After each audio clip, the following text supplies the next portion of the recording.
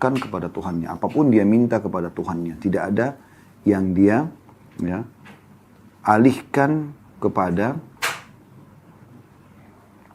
makhluk. Allah subhanahu wa ta'ala mengajak atau menganjurkan Nabi Muhammad SAW menyampaikan hadis dan diangkat di sini ada 2 buah riwayat. Dalam bab ini hanya 2 buah riwayat, kita akan bacakan dulu hadisnya, baru kemudian kita akan panjang lebar insyaAllah masuk kepada syarah atau penjelasan. Semoga insyaAllah bisa menjadi ilmu yang bermanfaat. Baik, hadis pertama dalam bab ini dengan sanad sahih urutan 838 dari Abdullah bin Mas'ud radhiyallahu anhu, dia berkata, Rasulullah sallallahu alaihi wasallam bersabda, "Man nazalat bihi faqatun fa anzalaha bin nasi lam tusadda faqatuh. Wa man nazalat bihi faqatun fa anzalaha billah fayushiku Allahu lahu birizqin ajilin aw ajil." Artinya, barang siapa yang ditimpa kesulitan lalu dia mengadukannya kepada manusia, maka kesulitannya tidak akan teratasi. Barang siapa yang ditimpa kesulitan lalu mengadukannya kepada Allah, maka Allah akan segera memberinya rezeki, cepat atau lambat. Hadis ini diriwayatkan oleh Abu Dawud, Tirmidzi, dan juga Al-Hakim menyatakan sahih. Hanya saja, dalam riwayat Hakim, ada lafaz, "Ausyaqallahu lahu bil ghina, imma bimautin ajilin, auginan ajil." Allah akan segera memberikannya kecukupan kalau dia keluhkan permasalahannya kepada Allah, bisa dengan kematian yang segera sehingga dia bertemu dengan Tuhannya dan mendapatkan balasan amal-amalnya, atau kekayaan yang akan datang atau tertunda. 2 buah riwayat ini yang diangkat dalam bab ini memberikan gambaran kepada kita secara umum dulu, bagaimana Nabi SAW mengajarkan kepada kita agar jangan menggantungkan nasib pada manusia. Berapa banyak orang yang selalu sibuk, nasibnya setiap hari dia gantungkan pada makhluk, yang sebenarnya manusia itu sama dengan dia. Tidak ada bedanya. Dia memiliki 2 mata, kita juga memiliki 2 mata, 2 tangan, 2 kaki, masing-masing memiliki waktu 24 jam, kebetulan saja dia diberikan jabatan oleh Allah subhanahu wa ta'ala. Diberikan kelebihan oleh Allah subhanahu wa ta'ala. Dan kita tinggal meminta kepada Allah subhanahu wa ta'ala. Tinggal minta saja. Tidak ada sesuatu yang berat. Hanya alhamdulillah, wassalatu wassalamu ala rasulillah, memuji Allah subhanahu wa ta'ala dan membaca salawat kepada Nabi SAW, baru kemudian sampaikan hajat. Ya Allah, sembuhkan saya. Ya Allah, berikan saya. Ya Allah, ampuni saya. Ya Allah, mudahkan urusan saya. Ya Allah, si fulan, lunakkan hatinya, berikan hidayah, suami, istri, anak, dan seterusnya. Umar bin Khattab radhiyallahu anhu pernah menghadapi sebuah permasalahan dengan Bilal radhiyallahu anhu di masalah pembagian harta warisan di negeri Persia. Pada saat muslimin berhasil menaklukkan, maka Umar mengatakan, aku pun menolong hajatku terhadap Bilal di sholat malamku. Minta kepada Allah subhanahu wa ta'ala. Dan para kaum salafus salih merasa luar biasa itu. Menyampaikan hajat kepada Allah ini memberikan solusi yang luar biasa. Yang di luar daripada jangkauan akal manusia. Seorang da'i Saudi menceritakan pengalaman dia pribadi. Saya lihat cuplikan ceramahnya ya. Dia mengatakan dia pergi ke Mesir. Kemudian setelah dia sampai di Mesir, dia pergi dari ibu kotanya, Kairo, ke Iskandaria, ke satu kota yang lain. Kemudian dia bilang pada saat di Kairo, dia mengenal satu pengurus masjid dan dia pergi ke masjid itu pada saat dia mau pulang ke Saudi setelah selesai pengajian di kota Iskandaria ini. Dia bilang, saya pun tiba malam. Kalau saya nginap di hotel juga waktunya sangat kepepet dan saya ingin malam ini nginap di masjid, di rumah Allah. Saya hubungi pengurus masjid, mereka menerimanya walaupun sudah agak telat waktunya. Kurang lebih jam 12, jam 1 malam tibanya gitu. Kemudian mereka mengatakan, baiklah masjid sudah kami siapkan, silakan setiap saat Anda bisa datang gitu. Dia bilang, saya tiba di kota Kairo, tengah malam, jam 1 malam gitu kan. Dia bilang setelah saya masuk ke dalam masjid, saya temukan masjid menyala lampunya semua, dan seperti memang sudah dipersiapkan gitu ya. Namun dia bilang tidak ada pengurus masjid, saya tidak tahu, mungkin karena mereka sudah istirahat, sudah jam 1 malam.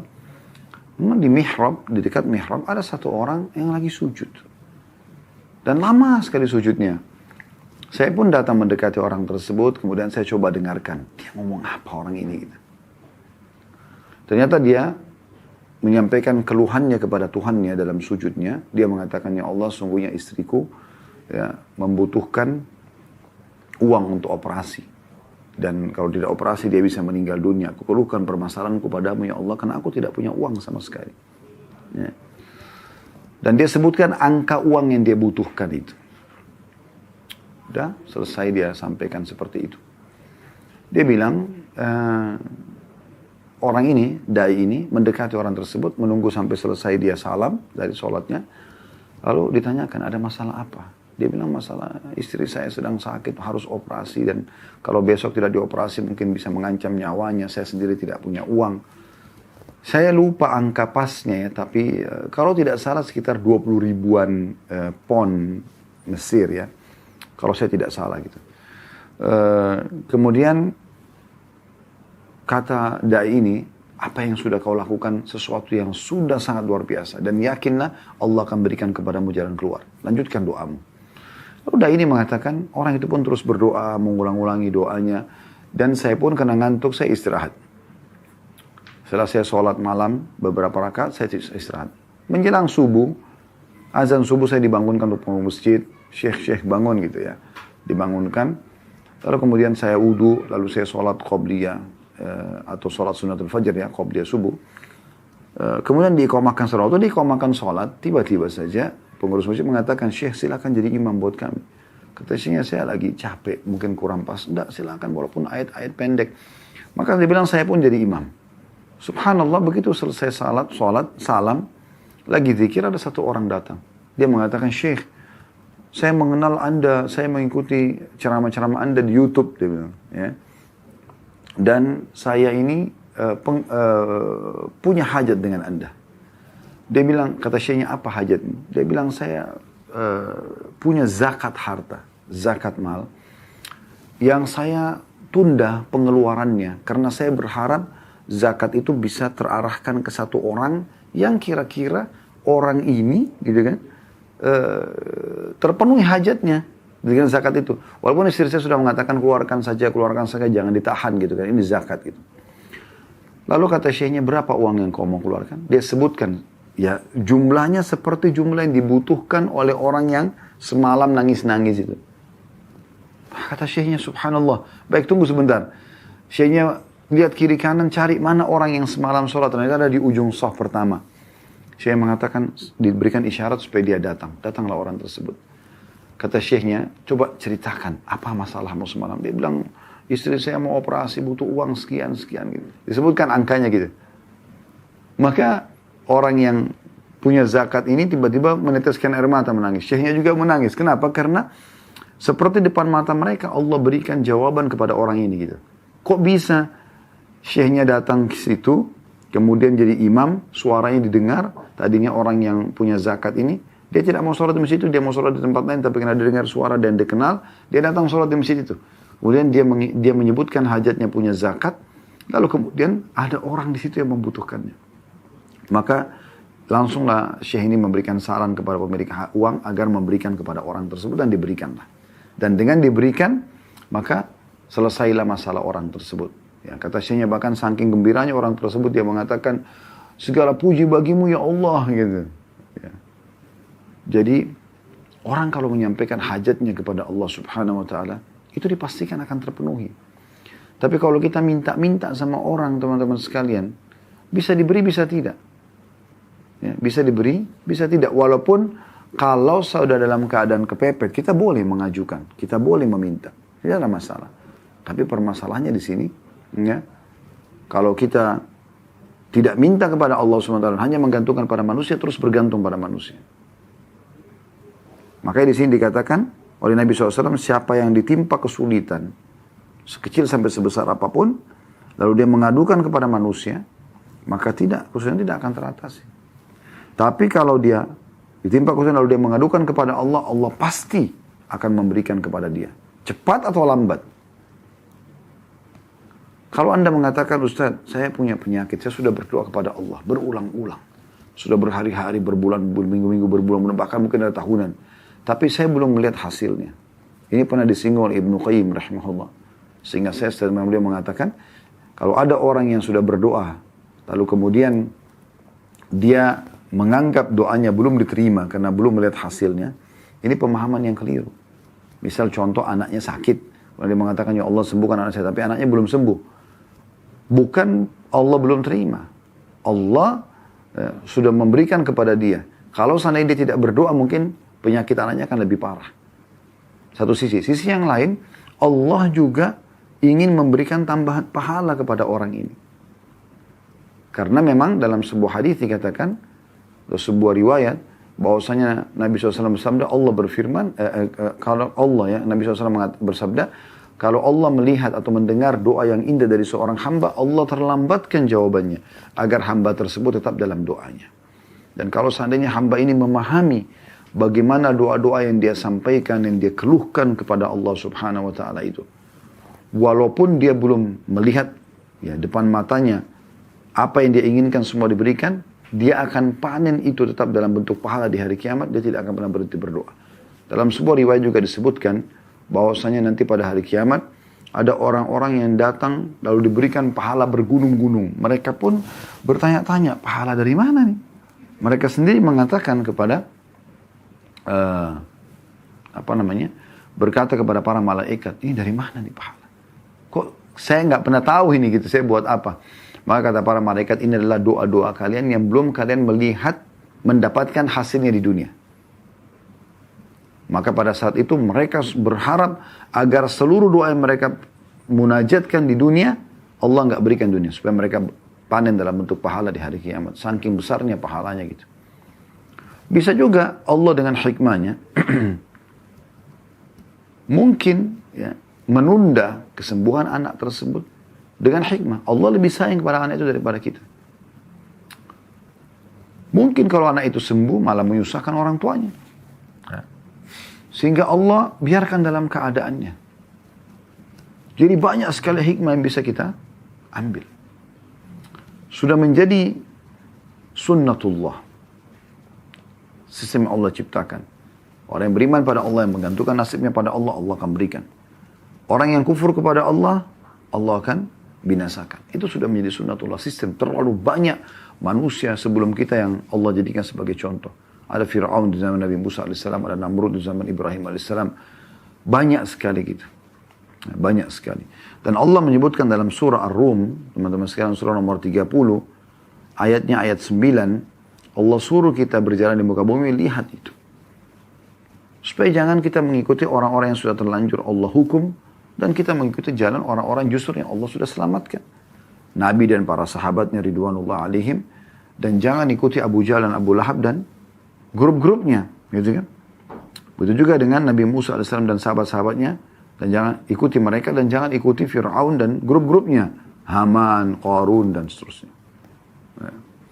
Allah mengatakan dalam firman ini, A'udzubillahi minasyaitonir surah Ar-Rum, surah nomor 30 ayat 9-nya, Awalam yasiru fil ardi fayanzuru kaifa kana 'aqibatul ladina min qablihim كانوا أشد منهم قوة وأثاروا الأرض وعمروها أكثر مما عمروها وجاءتهم رسلهم بالبينات وما كان الله ليظلمهم ولكن كانوا أنفسهم يظلمون. Apakah mereka tidak mengadakan perjalanan di muka bumi dan memperhatikan bagaimana akibat yang diderita oleh orang-orang ya sebelum mereka yang kufur kepada Allah, yang tidak mau kembalikan permasalahan kepada Allah, tidak meyakini keberadaan Allah. Orang-orang itu adalah lebih kuat dari mereka dan telah mengelola bumi serta memakmurkannya lebih banyak daripada apa yang telah mereka makmurkan. Dan telah datang kepada mereka rasul-rasul mereka dengan membawa bukti-bukti yang nyata. Maka Allah sekali-kali tidak berlaku zalim kepada mereka. Akan tapi mereka lah yang berlaku zalim kepada diri mereka sendiri. Di ayat 10-nya Allah mengatakan, "Tsumma kana 'aqibatal ladzina asa'u as-su'a an kadzdzabu bi ayatillahi wa kanu biha yastahzi'un." Kemudian akibat orang-orang yang mengerjakan kejahatan, orang yang jauh dari Allah Subhanahu wa taala. Justru ada masalah ke diskotik, ke bar, maksiat kepada Allah Subhanahu wa taala. Kemudian akibat orang-orang yang mengerjakan kejahatan adalah azab yang lebih buruk karena mereka mendustakan ayat-ayat Allah dan mereka selalu memperolok-oloknya. Jadi Allah mengingatkan kita di sini. Pertanyaan sederhana teman-teman sekalian, kenapa kita tidak mau kembali kepada Allah? Kenapa kita tidak mau kembali kepada Allah Subhanahu wa taala? Kenapa kita tidak mau bermunajat? Kenapa teman-teman sekalian kita tidak jadikan Allah sebagai hal yang nomor satu? Ada masalah apapun, introspeksi kita dulu antara hubungan kita dengan Allah Subhanahu wa taala. Coba lakukan resep sederhana ini. Masalah apapun yang Bapak Ibu sedang hadapi, coba introspeksi dulu, introspeksi diri, hubungan kita dengan Allah Subhanahu wa taala. Itu aja dulu. Ada apapun, siapapun yang mengganggu kita, langsung kita kembali kepada Allah bermunajat. Ya Allah, kalau seandainya ini karena dosa hamba-Mu, maafkanlah. Ya. Kalau ini adalah aib hamba-Mu, tutupilah. Kalau ini adalah cobaan-Mu, maka sabarkanlah. Kita minta kepada Allah Subhanahu wa taala. Lalu kita nikmati itu prosesnya. Allah punya cara, teman-teman sekalian, memenangkan kita, memberikan dukungannya, dan cara Allah sangat cantik. Kalau sudah Allah Subhanahu wa taala yang memberikan pertolongannya. Allah mau kita manja kok. Kenapa kita nggak manja kepadanya? Dan di saat Allah Subhanahu wa taala sedang memberikan cobaan kepada kita sehingga akhirnya kita kembali kepadanya, justru itu tanda kutip Allah sedang menginginkan kita kembali kepadanya.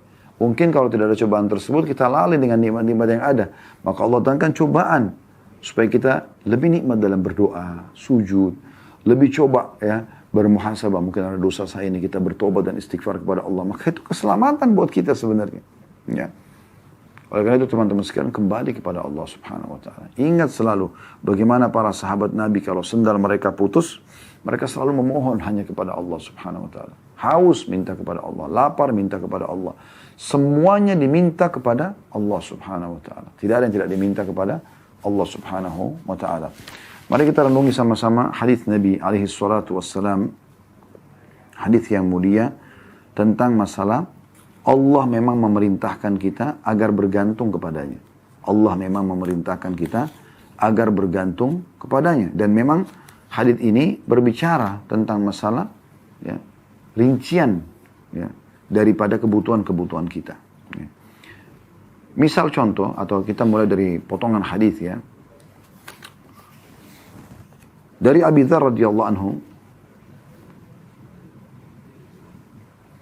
beliau menyampaikan anin Nabi sallallahu alaihi wasallam, bahwasanya Nabi sallallahu alaihi wasallam yarwi an Rabbih azza wajal, dia meriwayatkan dari Tuhannya yang maha mulia dan maha tinggi, annahu qala, bahwasanya Allah berfirman, ya ibadi inni haramtu dzulma 'ala nafsi wa ja'altu bainakum muharraman fala tadzalamu.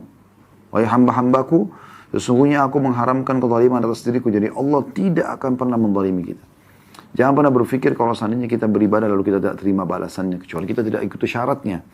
Atau kita sudah bermunajat lalu Allah belum kasih, atau Allah tidak kasih ya. Allah tidak akan zalimi. Allah haramkan terhadap dirinya dan aku jadikan itu haram di antara kalian, maka jangan kalian saling menzalimi. Kemudian Allah rincikan lebih dalam. Ya ibadi, kullukum dhallun illa man hadaituhu. Fastahduni ahdikum. Wahai hamba-hambaku, kalian semua sesat. Kecuali yang telah aku berikan petunjuk, maka hendaklah kalian minta petunjuk kepadaku, maka aku akan memberinya. Petunjuk dalam hal apapun. Masalah-masalah yang sedang kita hadapi, keluhkan kepada Allah, minta jalan keluarnya. Apapun sifatnya. Kebutuhan-kebutuhan yang kita ingin agar terpenuhi, minta kepada Allah. Allah akan penuhi itu semua. Sampaikan kepada Allah Subhanahu wa ta'ala. Allah mengatakan petunjuk itu ada dari aku. Mintalah dari aku. Allah suruh minta. Dan subhanallah ada hadis riwayat Tirmidzi mulia sekali. Kata Nabi SAW, man lam yad'ullah yaghdab alaih. Siapa yang tidak minta kepada Allah, justru tidak minta, Allah murka padanya. Allah anggap ini orang sombong gitu. Dan seorang penyair Arab mengatakan kurang lebih makna syairnya, Jangan kau minta pada manusia. Yang kalau kau minta padanya dia akan marah. Sekali kita minta, 2 kali kita minta, mungkin dia mesti memberi. 3 kali, 4 kali dia akan marah. Tapi mintalah kepada zat Allah subhanahu wa ta'ala. Kalau kau tidak minta justru dia marah. Lalu kenapa kita tidak minta kepada Allah? Lalu Allah mengatakan selanjutnya, ya ibadi kullukum ja'in illa man at'amtuhu fastat'imuni at'imkum. Wahai hamba-hambaku, kalian semua lapar kecuali yang aku beri makan. Maka hendaklah minta makan kepadaku, pasti aku memberinya. Makan minta kepada Allah. Kemudian selanjutnya Allah mengatakan, ya ibadi kullukum arin illa man kasautu fastaksuni aksukum. Wahai hamba-hambaku, asalnya kalian telanjang. Ya, lahir di muka bumi ini tidak punya pakaian kan? Lalu siapa yang menggerakkan orang tua kita untuk memberikan kita pakaian? Allah subhanahu wa ta'ala berikan petunjuk kepada mereka. Penciptanya gitu. Kalian semua telanjang kecuali yang aku beri pakaian. Maka hendaklah kalian meminta kepada aku pakaian itu. Pasti aku beri. Pakaian. Minta dari Allah subhanahu wa ta'ala. Ya ibadi innakum tukhti'una billaili wan nahari wa ana akfirud dhunuba jami'a fastaghfiruni akfir lakum. Permasalahan utama dalam kehidupan kita yang banyak menghambat fasilitas yang Allah berikan kepada kita, dosa. Ya. Allah mengatakan, wahai hamba-hambaku, kalian melanggar, melakukan dosa-dosa di malam dan siang hari. Dan aku mengampuni semua dosa-dosa, maka mohon ampunlah kepadaku, aku akan maafkan kalian. Dengan dimaafkan berarti akan aman. Ya. Orang kalau sudah dimaafkan, maka akan aman dia. Lalu kemudian, karena dosa-dosanya sudah dimaafkan. Artinya fasilitas semua Allah janjikan akan kembali gitu ya. Selanjutnya Allah mengatakan, ya ibadi innakum lan tablughu dharri fatadurruni wa lan tablughu naf'i fatanfa'uni. Wahai hamba-hambaku, kalian tidak bisa membinasakanku, tidak bisa menggangguku. Ya, tidak bisa membahayakanku. Dan kalian juga tidak bisa memberikan manfaat kepadaku. Semua yang kalian lakukan itu buat kalian, tidak ada buat saya, kata Allah. Ya ibadi law anna awwalakum wa akhirakum wa insakum wa jinnakum kana ala atqa qalbi rajulin wahidin minkum ma zada dhalika fi mulki syai'a. Wahai hamba-hambaku, kalau seandainya orang yang terdahulu di antara kalian dan orang-orang yang terakhir di antara kalian dari seluruh golongan jin, manusia dan jin, semuanya menjadi orang yang paling bertakwa di antara kalian. Hatinya semua menjadi orang yang paling patuh kepada Allah. Semuanya miliaran ini semua jadi orang baik. Gak ada orang jahat gitu. Maka itu tidak akan menambah sedikit pun dari kekuasaanku. Aku gak butuh itu, kata Allah. Ya ibadi law anna awwalakum wa akhirakum wa insakum wa jinnakum kana ala afjari qalbi rajulun wahidin ma naqasa dzalika min mulki syai'a. Wahai hamba-hambaku, kalau seandainya orang yang terdahulu di antara kalian dan yang terakhir di antara kalian dari seluruh manusia dan jin semuanya menjadi orang yang paling jahat. Siapa yang paling jahat? Misalnya Fir'aun. Semuanya seperti Fir'aun nih. Gitu kan. Maka itu tidak mengurangi sedikit pun dari kekuasaan dan kerajaanku. Tak ada pengaruhnya. Kau mau sejahtera pun tidak ada hubungan. Tidak ada pengaruhnya kepada aku, kata Allah. Aku sudah siapin sistem yang batu diberikan balasan, yang jahat akan dihukum. Lalu kemudian Allah juga masih berfirman di hadis qudsi ini, ya ibadi, law anna awwalakum wa akhirakum wa insakum wa jinnakum qamu ala sa'idin wahidin fasa'aluni fa'ataitu kulla insanin mas'alata ma naqasa dhalika mimma indi illa kama yanqusul mikhyatu idza udkhila al-bahr.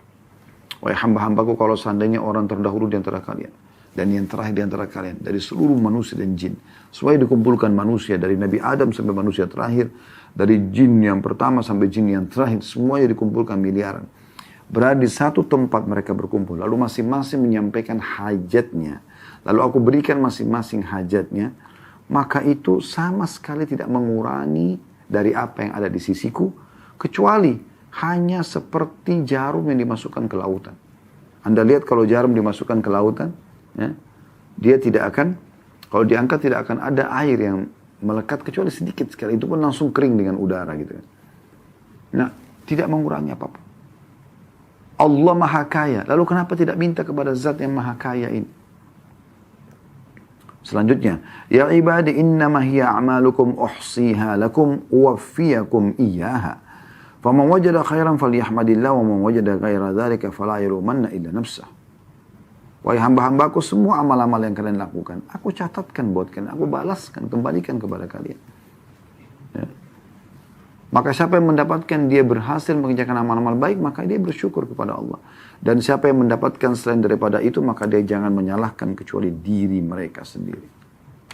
Diri mereka sendiri. Wasiat yang sangat menarik dari Nabi SAW kepada sepupu beliau Abdullah bin Abbas radhiyallahu anhuma. Beliau mengatakan, "Ya gulam, inni u'allimuka kalimat." Wahai anak kecil, aku ajarkan kepadamu beberapa kalimat. Renungi, hafal, fahami baik-baik. Ihfadillah yahfaduk. Jaga selalu hubunganmu sama Allah. Dia akan jaga ya, dirimu. Yang halal kau nikmatin, yang diperintahkan kerjakan, yang dilarang jauhi. Ihfadillah tajidhu tujahak. Kau jagalah hubunganmu sama Allah, dia akan jaga. Ya. Dia akan selalu ada di hadapanmu. Idza sa'alta fas'alillah. Kalau kau minta apapun, hanya minta kepada Allah. Wa idza ista'anta fasta'in billah. Kalau kau minta tolong untuk memecahkan permasalahanmu, memenuhi hajatmu, hanya minta tolong kepada Allah. Wa'alam anna al-ummata idza ijtama'at ala an yanfa'uka bi syai'in lam yanfa'uka illa bi syai'in qad katabahu Allahu lak. Ketahuilah kalau satu komunitas berkumpul, ya, umat manusia berkumpul, semuanya pun untuk memberikan manfaat kepadamu, tidak akan pernah sampai kepadamu manfaat kecuali yang sudah Allah takdirkan kepadamu atau untukmu.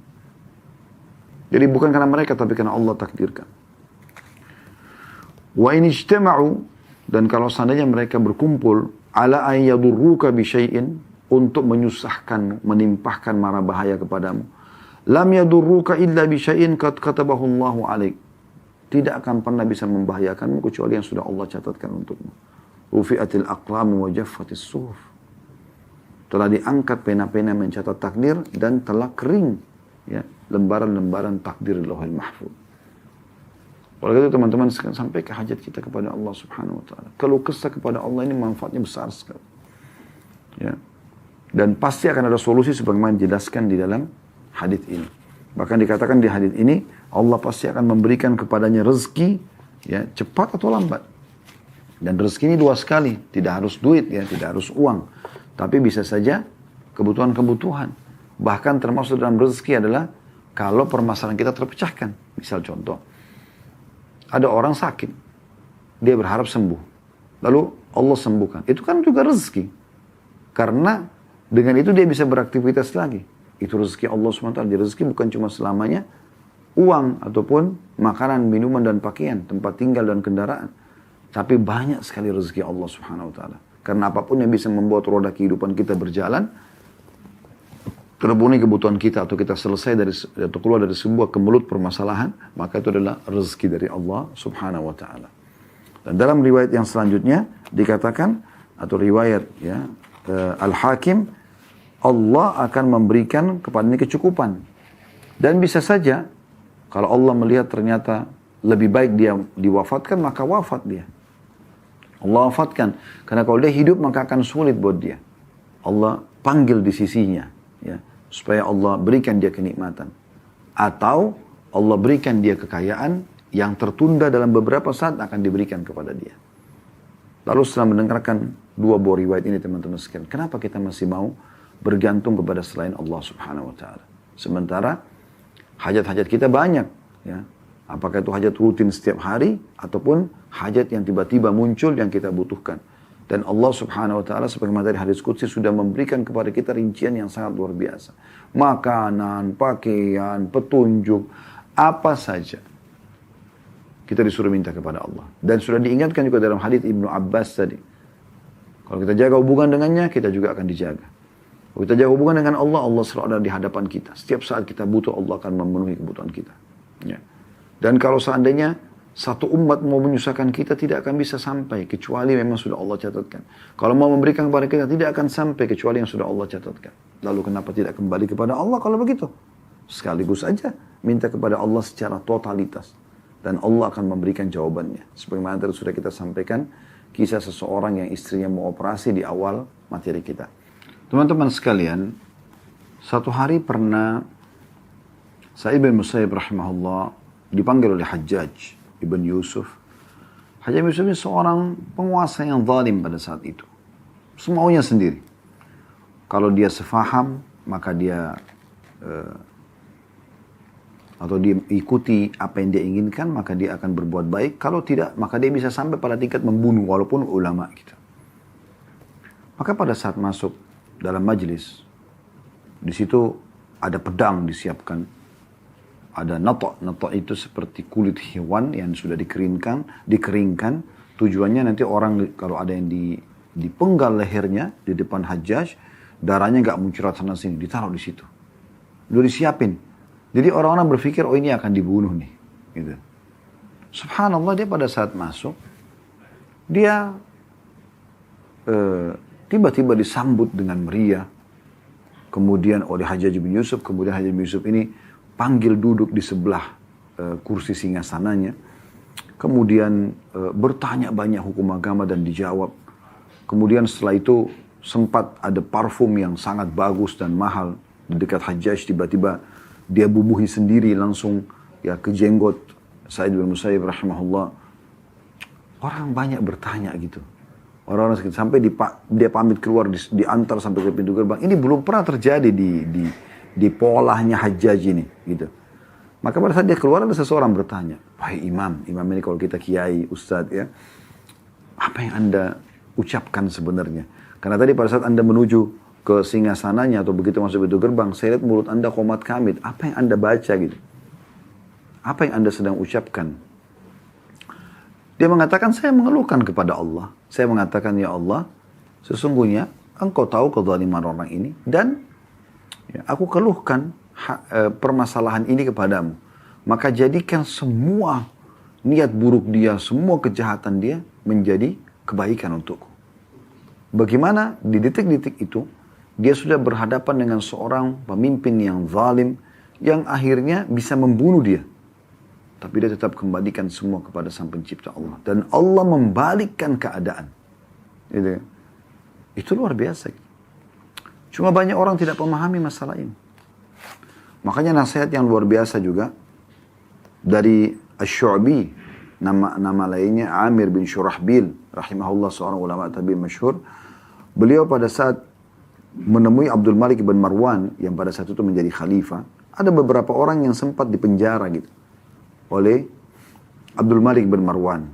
Tapi mungkin belum ada kejelasan 100% orang ini salah atau tidak gitu ya. Maka tiba-tiba waktu Asy-Syu'bi ada di sana, beliau mengatakan kepada raja pada saat itu, Abdul Malik bin Marwan, "In kunta habastahum bil batil fal haqqu yukhrijuhum." Kalau seandainya Anda menahan orang-orang ini dengan kebatilan, tidak ada hak Anda untuk menahan mereka, maka pastikan kebenaran akan mengeluarkan mereka. Pasti Allah akan datang memberikan kemenangan dan mendatangkan kebenaran itu. Ya. Karena Allah sudah mengatakan dalam Al-Quran, wa qul ja'al haqq wa zahaqal batil inna batila kana zahuqa. Kebenaran pasti akan datang dan akan mengalahkan kebatilan, dan kebatilan pasti akan hilang. Walaupun ada masa-masa mungkin dia bertahan beberapa saat, tapi Allah Maha mengawasi, Allah Maha menjaga. Allah ya dikatakan innallaha kana 'alaikum raqiba dalam surah An-Nisa, Allah ketat sekali pengawasannya. Ya, kan? Dalam ayat lain, wa huwa ma'akum aina ma kuntum, dia selalu bersama kalian dimanapun kalian berada. Dalam ayat kursi Allah mengatakan la ta'khudhuhu sinatun wala naum, dia tidak pernah ngantuk apalagi tidur. Pengawasannya luar biasa gitu. Ya. Kemudian selanjutnya Syu'bi mengatakan wa in kunta habastum bil haqqi fal afu yas'uhum. Artinya, kalaupun Anda menahan mereka karena memang dasarnya mereka bersalah, maka memaafkan bisa melepaskan mereka. Artinya ini Allah memerintahkan Anda untuk memaafkan orang-orang. Kalau seandainya memang masih bisa dimaafkan kriminal atau kejahatan yang dia lakukan.